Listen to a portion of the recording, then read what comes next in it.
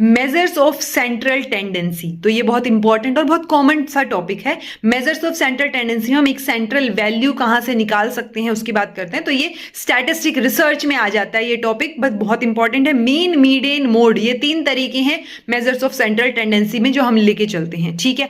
अब इन तीनों को कब कब यूज किया जाता है, तो जब बहुत एक्यूरेसी के साथ बहुत एक्यूरेट या प्रिसाइज रिजल्ट हमें चाहिए हो तो हम मीन कैलकुलेट करते हैं, लेकिन मीन जो है हम वहां नहीं यूज कर सकते जहां पे एक्सट्रीम वैल्यूज प्रेजेंट हैं। ओके, तो जहां पे एक्सट्रीम स्कोर्स प्रेजेंट हैं वहां पे हम मीन की बजाय मीडियन का इस्तेमाल करेंगे, ये बात आपको याद रखनी है।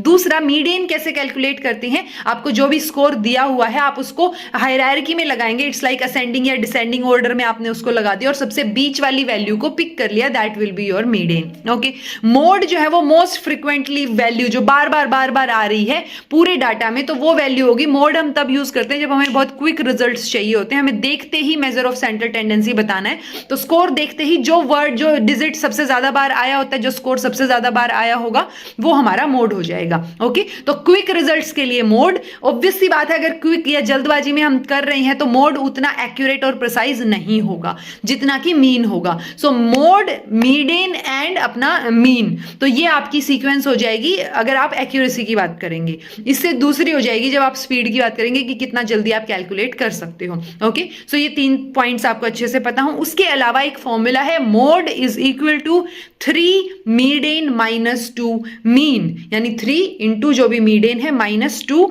मीन। तो ये फॉर्मूला अगर आप याद रखेंगे तो आपके लिए बेनिफिशियल रहेगा। इस फॉर्मूला में ही आगे पीछे करके कुछ नया फॉर्मूला बना के और वो आपको दे दिया जाता है, पूछा जाता है कि इनमें से कौन सा सही है कौन सा सही नहीं है। ओके, अब ये तो हो गए मेजर्स ऑफ सेंट्रल टेंडेंसी। एक और चीज होती है मेजर्स ऑफ डिस्पर्जन या मेजर्स ऑफ स्प्रेड। तो उनमें कौन कौन से जो है वो 4 चीजें आती हैं वो आप मुझे कमेंट करके भी बताइएगा और अपने नोट्स में भी ऐड कर लीजिएगा इसी के साथ साथ मेजर्स ऑफ डिस्पर्जन, ताकि कंफ्यूजन ना हो। बिकॉज जब भी मेजर्स ऑफ सेंट्रल टेंडेंसी या मेजर्स ऑफ डिस्पर्जन पूछा जाता है तो कंफ्यूजन वही क्रिएट हो जाता है कि आपसे सेंट्रल टेंडेंसी पूछा गया तो वो आपको दे देंगे mean, median, mode, range, quartile deviation, इस तरीके से दे देंगे। तो वो आपको मेजर्स ऑफ सेंट्रल टेंडेंसी कौन से हैं और मेजर्स ऑफ डिस्पर्जन कौन से हैं ये अच्छे से पता होना चाहिए। तो आप कमेंट कीजिए मेजर्स ऑफ डिस्पर्जन के बारे में।